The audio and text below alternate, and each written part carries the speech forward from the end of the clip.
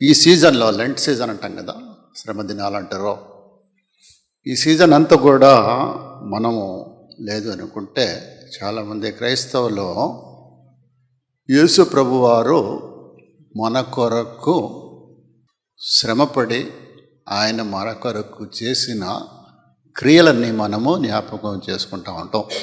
జ్ఞాపకం చేసుకొని మనం ఎక్కువ సమయం ప్రార్థనలో ఉండటానికి, కొంతమంది ఉపవాసం ఉండి ప్రార్థన చేసుకోవడానికి, అదే రీతిగా సంఘముగా కొన్ని సంఘాలలో ప్రతిరోజు కూడుకుంటారు, కొన్ని సంఘాలలో ఆదివారం కాకుండా ఇంకో మధ్యలో ఒకసారి కూడుకొని వాక్యం ధ్యానం చేసి జ్ఞాపకం చేసుకుంటూ ఉంటారు.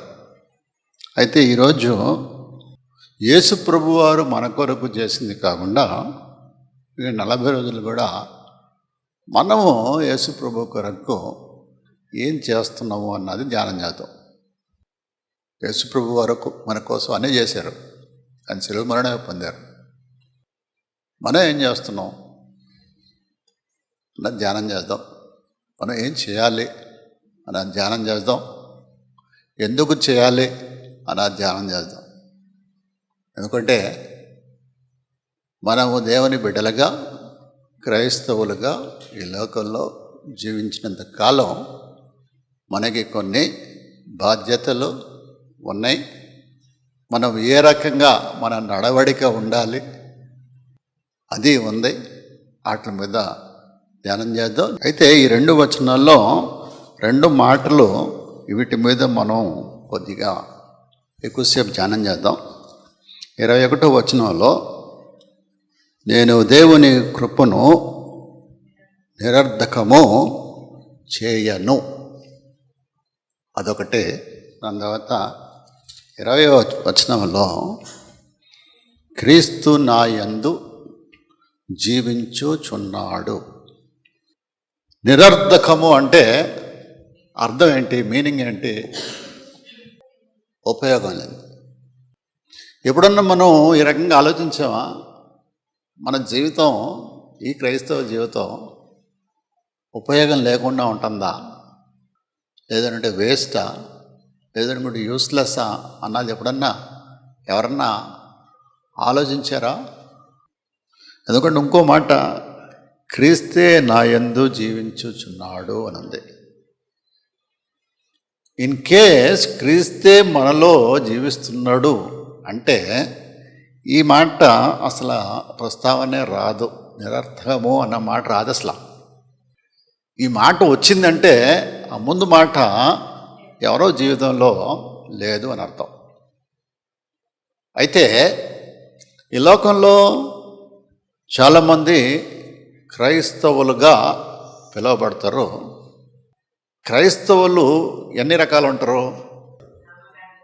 నామకార్థ క్రైస్తవులు, పండగ క్రైస్తవులు,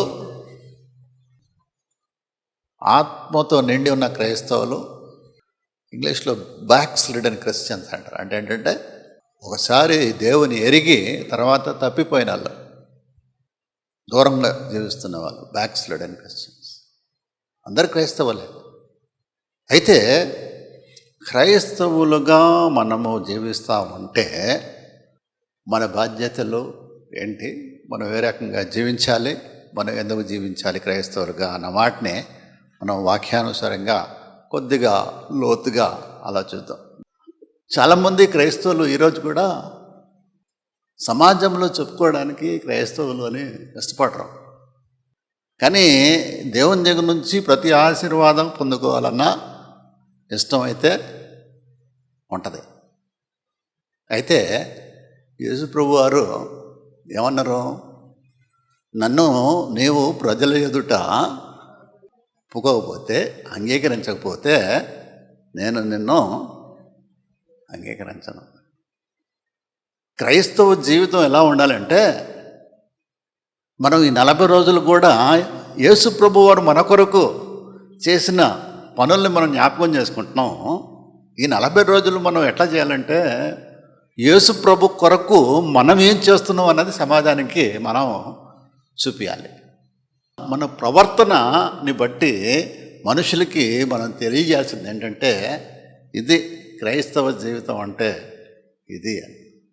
క్రైస్తవుల్ని శిష్యులు అనొచ్చా లేదా అంటే, ఇప్పటికి కూడా నేను ఎందుకు అడిగానండి ప్రశ్న, ఇప్పటికి కూడా చాలామంది ఈవెన్ క్రైస్తవుల్లో కూడా శిష్యులు అంటే మేము కాదు అనుకుంటారు. శిష్యులు అంటే ఎంతవరకు 12 మంది అనుకుంటున్నారు.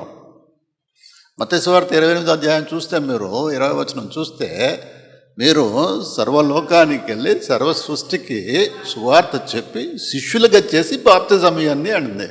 ముందు ఏముంది? శిష్యులుగా చేయండి అని ఉంది. మీరు తర్వాత బాప్తిజం ఇవ్వండి అని ఉంది. అంటే మీరు మనం అందరం బాప్తిజం పొందామంటే శిష్యులమా కాదా? ఎస్. అయితే ఇప్పుడు మనం శిష్యులుగా జీవిస్తాం అన్నప్పుడు దేవుడు యేసు ప్రభు వారు ఏం చెప్పారో చూద్దాం. అసలు ముందుగా ఫస్ట్ క్రైస్తవులు అని మనం పిలువబడుతుంటాం కాబట్టి, అసలు క్రైస్తవులు అన్నది బైబిల్లో ఎక్కడెక్కడ ఉందో చెప్తాను నేను. 3 సార్లు రాసింది. అపోస్తుల కార్యం 11వ అధ్యాయం 26వ వచనం ఒకసారి చదవండి. శిష్యులు క్రైస్తవులు అనబడిరి. ఎక్కడ? అంత్యోకు సంఘములో. ఇది మొట్టమొదటిసారిగా బైబిల్లో క్రైస్తవులు అని రాసి ఉన్నది. ఈ క్రైస్తవులు ఎవరు అంటే శిష్యులు. శిష్యులు అని మనం అంటున్నాం అంటే వీళ్ళు బాప్తిజం పొందిన వారు. రెండో చూడండి, అదే అపోస్తుల కార్యం 26వ అధ్యాయము 28వ వచనం. ఏమంటున్నాడు అగ్రిప్ప పౌలుతోనే? ఇంత సులువుగా నన్ను క్రైస్తవునిగా, ఏంటంటే ఇక్కడ మళ్ళీ చూడండి, క్రైస్తవుడిగా అంటే ఏంటంటే ఆయన ముందు శిష్యుడు అవ్వాలి, తర్వాత బాప్తిజం తీసుకోవాలి, తర్వాత క్రైస్తవుడు అని పిలువబడతాడు. అందుకే ఆయన అంటున్నాడు, నువ్వు ఇంత తేలిగ్గా నన్ను క్రైస్తవుడిని చేద్దాం అనుకుంటున్నావా? 3 చూడండి, 1 పేతురు 4వ అధ్యాయం 16వ వచనం చూడండి. క్రైస్తవుడు సిగ్గుపడక. దీంతో మనకు తెలిసింది ఏంటంటే, క్రైస్తవులు మొట్టమొదటిగా వారందరూ శిష్యులు. శిష్యులుగా ఉన్నాము అంటే శిష్యుల లక్షణాలు యేసు ప్రభు క్లియర్గా కొన్ని వచనాల్లో శిష్యులు ఏ రకంగా ఉండాలి అన్నది ఆయన తెలియజేశారు. శిష్యులు ఎవరిని అంటారండి? శిష్యుల్ని ఎందుకు అనాలి? శిష్యులు అంటే ఎవరంటే, ఒక వ్యక్తిని అతని ఆదర్శాలని లేదు అనుకుంటే అతను పెట్టిన నియమాలని అనుసరించి అతనిని వెంబడిస్తూ ఉన్న వాళ్ళని శిష్యులు అంటారు, ఎవరన్నా కానీ. అయితే ఇక్కడ యేసు ప్రభువుని వెంబడించే వాళ్ళు 12 మంది శిష్యులే కాకుండా బాప్తిజం తీసుకున్న మనం అందరం కూడా ఆయన శిష్యులమే. మనము క్రైస్తవులుగా జీవిస్తూ ఉన్నప్పుడు బయట సమాజానికి, వేరే వాళ్ళకి మన స్వార్థ చెప్పనక్కర్లేదు, మన జీవితమే స్వార్థాలకే. మరి ఈ రకమైన జీవితం దేవుడు మనందరి దగ్గర కోరుతూ ఉన్నప్పుడు, అని ఈ కోణంలో మనం ముందుకెళ్తూ ఉంటే, మరి 40 రోజులు కూడా మనం దేవునికి సమీపంగా జీవిస్తున్నాం, ఉపవాసం ఉంటున్నాం, ప్రార్థన చేస్తున్నాం, ఎక్కువసార్లు మందిరానికి వెళ్తున్నాం. మందిరానికి వెళ్ళి ఉపవాసం ఉండి అన్నిటికీ మూలం ఏంటి అంటే ప్రార్థన.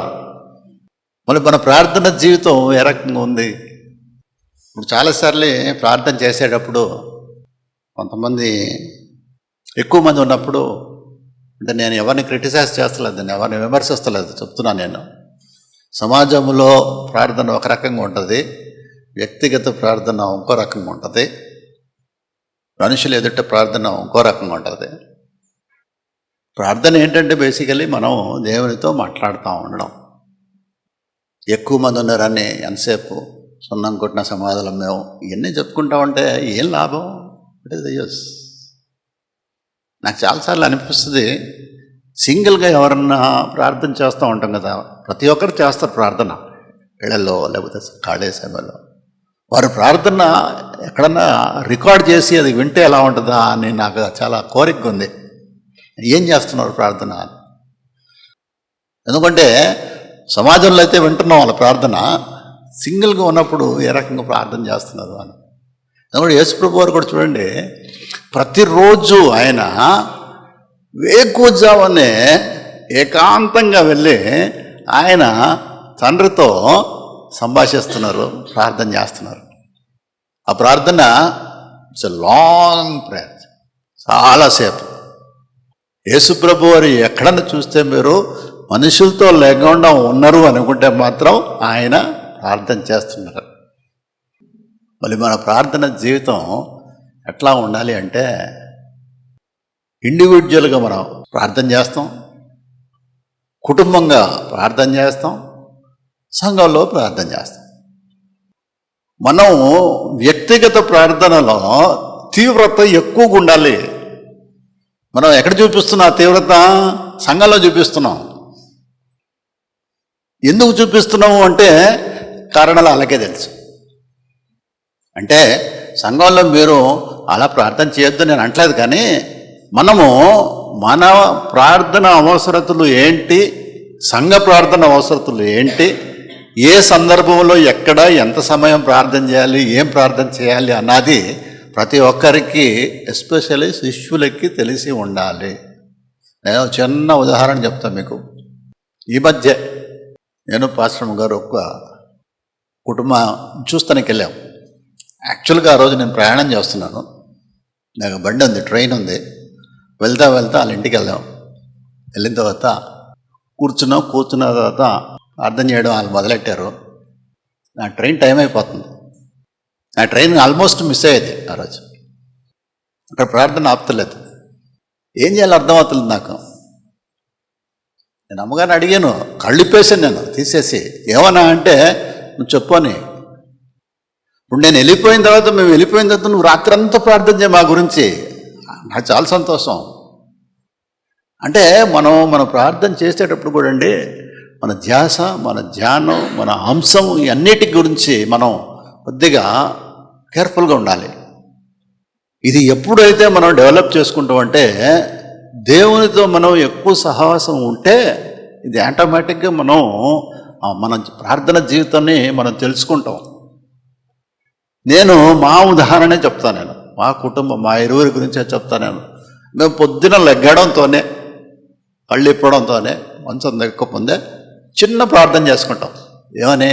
ప్రభువా, సజీవుడిగా మమ్మల్ని ఈరోజు లేపారు, మీ స్తోత్రం. ఈరోజు మా పనులన్నింటిలో నీ సహాయం దయచేయాలి. అంతే, చిన్న ప్రార్థన అయిపోద్ది. దాని తర్వాత కొంతసేపు అయిన తర్వాత ఆ రోజు వాక్యం చదువుకుంటాం, కొంతసేపు ప్రార్థన చేసుకుంటాం. ఎవరికి మట్టుకు వాళ్ళే. పొద్దున్న 10:30-11 కూర్చుంటాం, ఇద్దరం కలిసి ప్రార్థన చేస్తాం. ఆ కలిసి ప్రార్థన చేసేది మా గురించి చేయం చాలా తక్కువ. మొత్తం చేసేదంతా సంఘం గురించే. సంఘంలో వచ్చే ప్రతి బిడ్డ పేరైతే ప్రార్థన చేస్తాం. ప్రతిసారి గుమ్మం వదిలిపెట్టి బయటికి వెళ్తాం అన్నప్పుడు ప్రార్థన చేస్తాం. ఇద్దరం ఉంటే ఇద్దరం, ఒకరైతే ఒకరు. అంటే మనం ఈ రకంగా మనం ఏ రకంగా ప్రార్థన చేయాలి, ఎప్పుడు ప్రార్థన చేయాలి, ఎలా ప్రార్థన చేయాలి అన్నది మనం పెట్టుకుంటే మన ప్రార్థన జీవితం మెరుగుపడుతుంది. యేసుప్రభు కూడా ఎక్కువ మంది మనుషులు ఉన్నప్పుడు చిన్న ప్రార్థన చేసేవాళ్ళు. అంటే నేను మిమ్మల్ని డిస్కరేజ్ చేస్తలేదు, మీరు చిన్న ప్రార్థన చేయండి సంఘంలో అని నేను చెప్పలేదు. కానీ మన ప్రార్థన ఎలా ఉండాలంటే అది దేవునికి అంగీకారంగా ఉండాలి. ఆ సంభాషణ మనకి దేవుని మధ్యలో ఎట్లా ఉండాలంటే మనం మాట్లాడే ప్రతి మాట ఆయనకి అంగీకారంగా ఉండాలి. ఆయన మనం చెప్పే ప్రతి మాటను కూడా అంగీకరించి మన ప్రార్థనకి ఆయన జవాబు దయచేయాలి. అందుకే ఎడతెగక ప్రార్థన చేయుడి అని ఉంది. ఎడతెగక ప్రార్థన చేయుడి అని ఉంది. ఎడతెగక ప్రార్థన చేయడం అంటే ఏంటి? కంటిన్యూస్గా ప్రార్థన. కంటిన్యూస్గా ఎవరైనా ప్రార్థన చేయగలుగుతారా? 24 గంటలు ఎడతెగక ప్రార్థన చేయండి అంటే ఏంటంటే యాక్చువల్గా ఎక్కువ సార్లు చేస్తూ మీరు చేసేది కరెక్ట్గా ఉండాలి. ఏం చేస్తున్నారు మీరు అన్నది మీకు క్లారిటీ ఉండాలి. ఇందాక కూడా పాస్టర్ గారు అంటా ఉన్నప్పుడు శిష్యులు యేసుప్రభుని అడిగారు, ఈ వ్యక్తిలో అపవిత్ర ఆత్మని మేము ఎందుకు బయటికి పంపించలేకపోయాం అంటే యేసుప్రభు ఏమంటారు, కొన్ని ప్రార్థన వల్లనే జరుగుతాయి, ఉపవాస ప్రార్థన వల్లే జరుగుతాయి. మన ప్రార్థన జీవితం ఏ రోజైతే మెరుగవుద్దో ఆ రోజు మనం ఫలించడం మొదలెడతాం. ఫలించడం అంటే ఇందాక నేను చెప్పినట్టు ఆశీర్వాదాలు కాదు, ఆత్మీయంగా ఫలించడం. ఆత్మీయంగా ఫలించడం అన్నది చాలా ముఖ్యమైన విషయం. మనం ఇందాక మాట్లాడినట్టే మన జీవితం వాక్యానికి కేంద్రీకరమై ఉండాలి.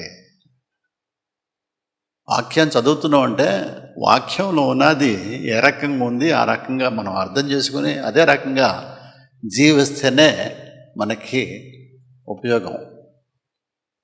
దేవుడు అదే కోరుతున్నాడు. యోహాను సువార్త ఇందాక చదివిన 8వ అధ్యాయం చూడండి 31. కాబట్టి యేసు తనను నమ్మిన యూదులతో, మీరు నా వాక్యమందు నిలిచిన వారైతే, మీరు నా వాక్యమందు నిలిచిన వారు.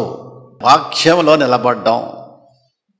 వాక్యంలో నిలబడ్డం అంటే ఏంటంటే ఇట్ కమ్స్ బై ప్రాక్టీస్. వాక్యం చదువుతూ ఉండడం కాదు. అదేంటంటే వాక్యంలో నిలబడాలంటే మనం ఆ వాక్యంలో మనం అర్థం చేసుకున్న దాన్ని మనం అవలంబిస్తే వాక్యంలో నిలబడతాం. మనం మొదటిగా మనం చదివినప్పుడు కూడా అపోస్తల కార్యంలో శిష్యులందరూ ఏం చేశారంటే ఒక దగ్గర కూడుకుంటూ ఉండేవాళ్ళు. కూడుకొని వారికి ఉన్నది అంతా కలిగిందంతా కూడా సమిష్టిగా ఉండేది. కలిసి రొట్టె విరిచేవారు, కలిసి భోంచేసేవారు. ఇదేంటి మనం ఏమంటాం? ఫెలోషిప్ అంటాం, సహవాసం.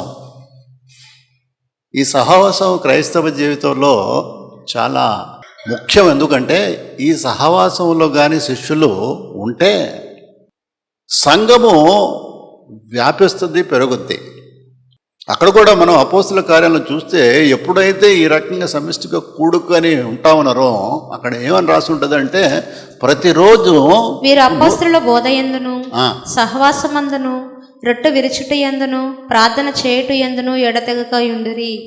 తర్వాత చదవమ్మా. అప్పుడు ప్రతివానికి భయము కలిగెను, మరియు అనేక మహత్ కార్యములను సూచక్రియలను అపోస్తలుల ద్వారా జరిగెను. విశ్వసించిన వారందరూ ఏకముగా కూడి తమకు కలిగినదంతయు సమిష్టంగా ఉంచుకొనిరి. ఇదియుగాక వారు తమ చరరాస్తులను అమ్మి అందరికీ వారి వారి అక్కరల కొలది పంచిపెట్టిరి.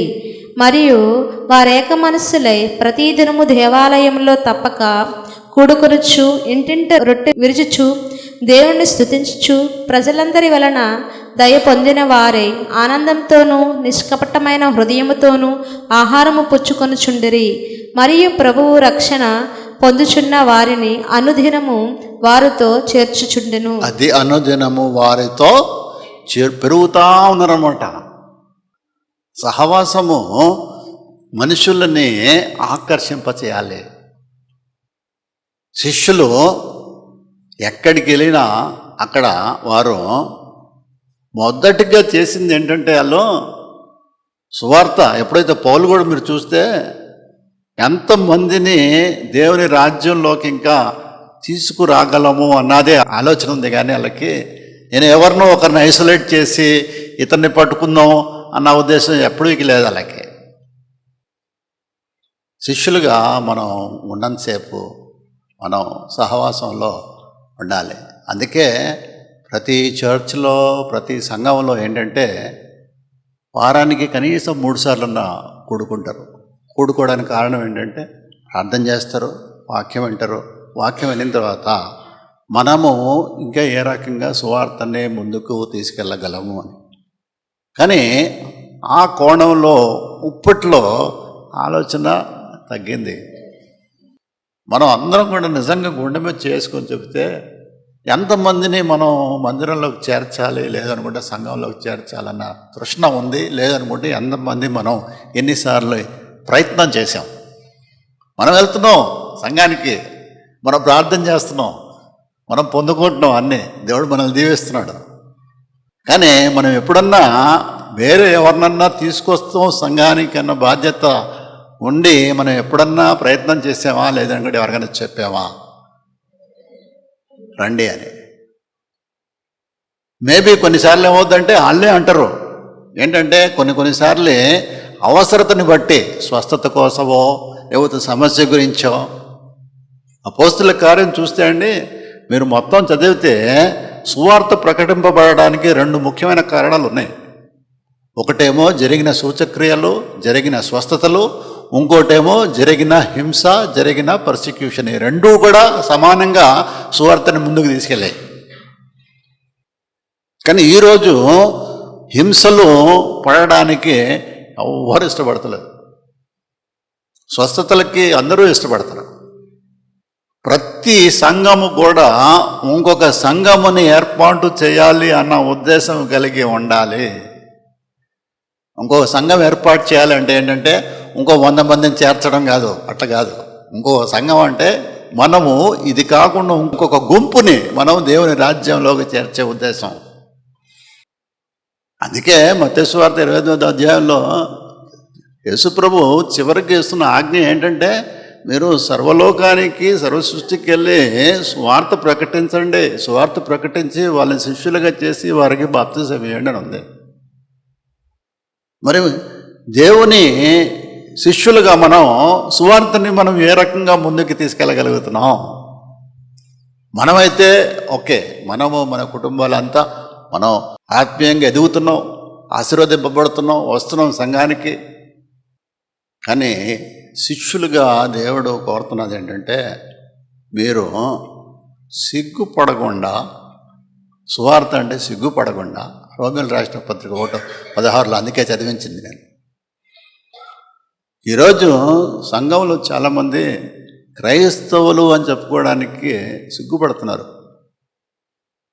కారణాలు వేరే కారణాలు కూడా ఉండొచ్చు, అది కాదు. కానీ అంటే మనం దేవుని కొరకు నిలబడలేకపోతున్నారు చాలామంది.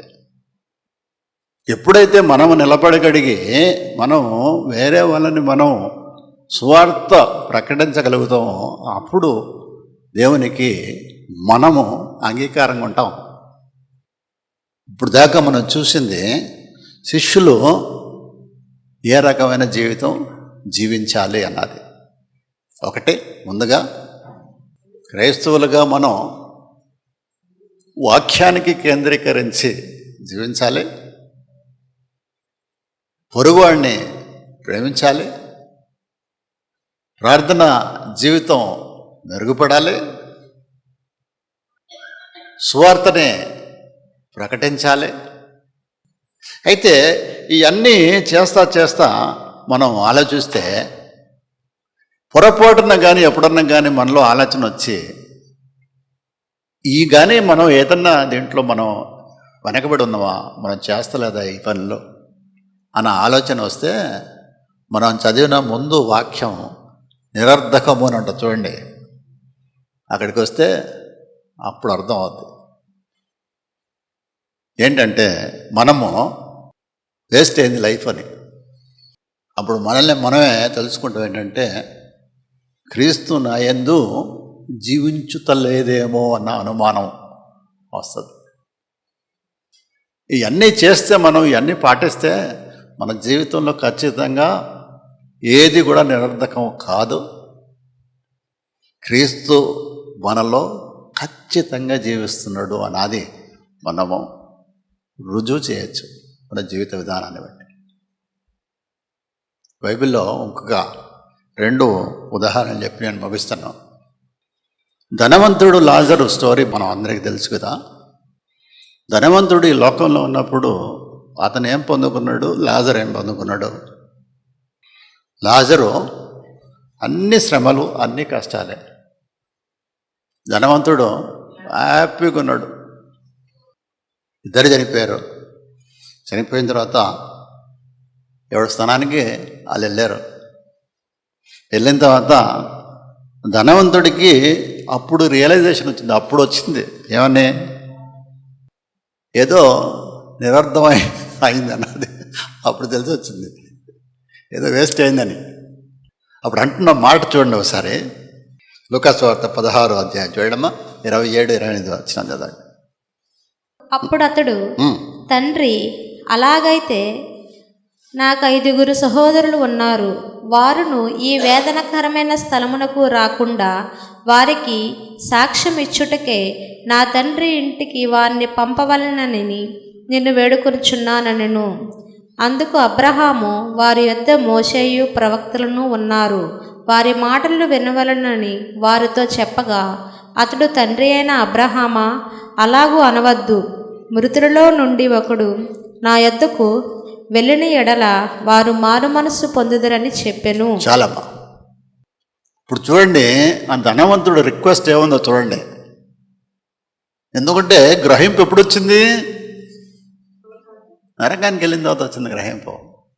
ఈ లోకంలో ఉన్నంతసేపు ఆ గ్రహింపు రాలేదు, ఎంజాయ్ చేస్తూ ఉన్నాడు. ఈరోజు కూడా సమాజంలో దేవునికి సమీపంగా రావడానికి మేజర్ కారణం ఏంటో తెలుసా? శ్రమ, వ్యాధి. ఇవి ఉంటేనే అవసరం చర్చ్, ఇవి ఉంటేనే కాపురి అవసరం, ఇవి ఉంటేనే ప్రార్థన అవసరం, అక్కడికి వెళ్తే అక్కడ స్వస్థత వస్తుంది. ఈ పరుగులు. యేసుప్రభువారు ఈ లోకంలో ఉన్నప్పుడు క్లియర్గా చెప్పింది ఏంటంటే, ఈ లోకంలో మీకు శ్రమ ఉంటుంది అని చెప్పారు. అయితే నిత్యాన్ని మనం కోల్పోయి జీవిస్తే అబ్సల్యూట్లీ వేస్ట్.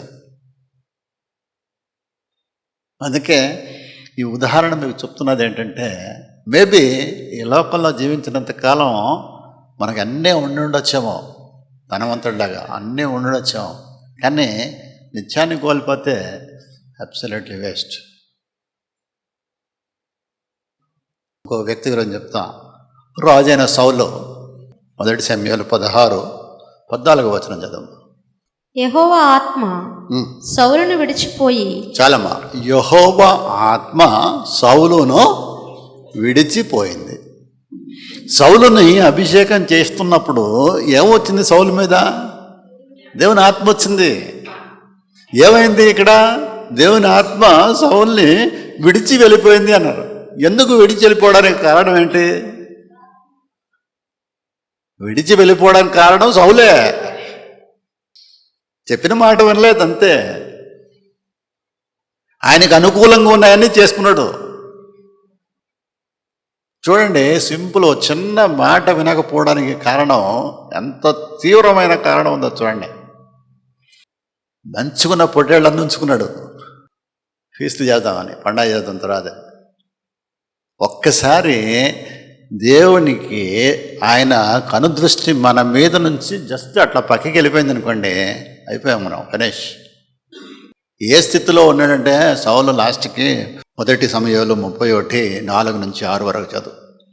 సున్నతి లేని వీరు వచ్చి నన్ను పొడిచి అపహాస్యము చేయకుండానట్లు నీ కత్తి దూసి దాని చేత నన్ను పడువుమని తన ఆయుధములకు మొయ్యి వారితో చెప్పగా అతడు భయము చేత అలాగు చేయనొల్లకుండెను గనుక సౌలు తన కత్తి పట్టుకుని దావీదు మీద పడెను. సౌలు మరణమాయనని అతనికి ఆ ఆయుధములను మోయువాడు తనను తన కత్తి మీద పడి అతనితో కూడా మరణమాయను. చాలా ఏమంటున్నాడు సౌలు?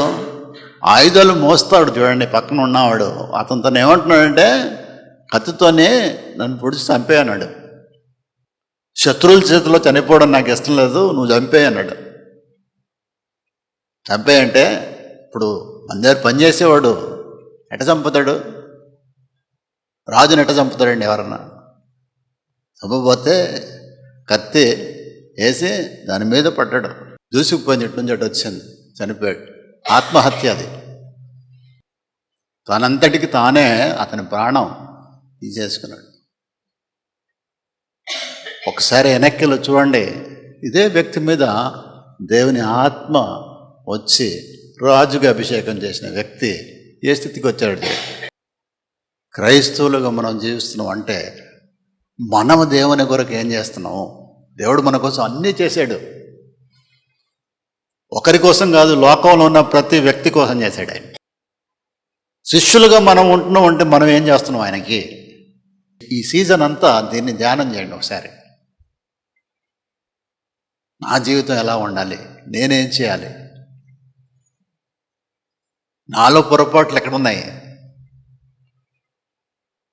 నేనేమన్నా వెనక్కి వెళ్ళిపోయి నిత్యాన్ని నేనేమన్నా కోల్పోతున్నానా? ఎందుకంటే శిష్యులుగా మనం జీవిస్తున్నాం. మనం అందరం కూడా ఆయన్ని సొంత రక్షకుడుగా అంగీకరించి మనం బాప్తిజం తీసుకున్న వాళ్ళమే. మరి మన జీవిత విధానం ఎలా ఉండాలి అంటే, ఇంకా అనేక మందిని మనం ఆయన రాజ్యంలో చేర్చే వ్యక్తులుగా మనం ఉండాలి. అందుకే ఒకసారి చివరిగా అదే గలతీయులకు రాసిన 2వ అధ్యాయం 20 వచనంలో చూస్తే ఖచ్చితంగా మనం ఆయన మనలో ఉండాలి, క్రీస్తు నాయందు జీవించుచున్నాడు అన్నమాట మనం ధైర్యంగా చెప్పాలి. ఎప్పుడైతే మనం ధైర్యంగా చెబుతామో మన జీవితం ఖచ్చితంగా నిరర్థకము కాదు. మళ్ళీ ఆ తీర్మానం మళ్ళీ ఇంకోసారి మనం అందరం చేసుకుందాం. క్రీస్తు యేసు నాయందు నిరంతరము జీవించాలి. శిష్యులుగా మేము ఉంటున్నాం అంటే మనం ఆయన కొరకు జీవిస్తూ ఆయన రాజ్యాన్ని కట్టడానికి మనం అనుదినము ప్రయత్నం చేద్దాం. ఎందుకంటే మనం ప్రయత్నం చేస్తే మనల్ని బలపరిచేది ఆయనే. మనం శిష్యులుగా జీవిస్తే మనల్ని ముందుకు తీసుకెళ్ళి మనల్ని నడిపించేది ఆయనే. మనం శిష్యులుగా జీవిస్తే మనల్ని ఫలింపజేసేది ఆయనే. చిన్న ప్రార్థన చేసుకుందాం. స్తోత్రములు తండ్రి. తండ్రి ప్రభా, విన్న వాక్యం తండ్రి ప్రభా, బిడ్డల ప్రభా నాటబడ్డ ప్రభా సహాయం దయచేయండి.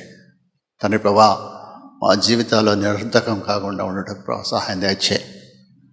తండ్రి ప్రభా, నిరంతరం తండ్రి ప్రభా మీరు మాలో జీవించండి. తండ్రి ప్రభా, మీ రాజ్యం తండ్రి ప్రభా కట్టడానికి మమ్మల్ని సాధనలు వాడకమని ప్రార్థన చేసినాం. అవును తండ్రి ప్రభా, మాలో ఎన్నో బలహీనతలు ఉండొచ్చు తండ్రి ప్రభా. మా బలహీనతలన్నిటినీ తండ్రి ప్రభా ఎదుర్కోవడానికి తండ్రి ప్రభా మాకు శక్తి దయచేయి, మాకు బలం దయచేయండి. అవును తండ్రి ప్రభా, ఈ లోకంలో జీవిస్తున్నంతసేపు తండ్రి ప్రభా మాకు శ్రమ అని మీరు చెప్పారు. తండ్రి ప్రభా, శ్రమలన్నిటినీ తండ్రి ప్రభా ఎదుర్కోవడానికి తండ్రి ప్రభా మాకు శక్తిని దయచేయండి. తండ్రి మీ కొరకు తండ్రి ప్రభా మేము సాక్షులుగా జీవించుచుండగా ఈ లోకంలో తండ్రి ప్రభా మీ శిష్యులుగా తండ్రి ప్రభా మేము జీవించుచుండగా తండ్రి ప్రభా సమస్త విషయాల్లో తండ్రి ప్రభా మీరు మాకు తోడుగా ఉండండి. మమ్మల్ని ఎక్కడ కూడా తండ్రి ప్రభా సిగ్గుపడియద్దు.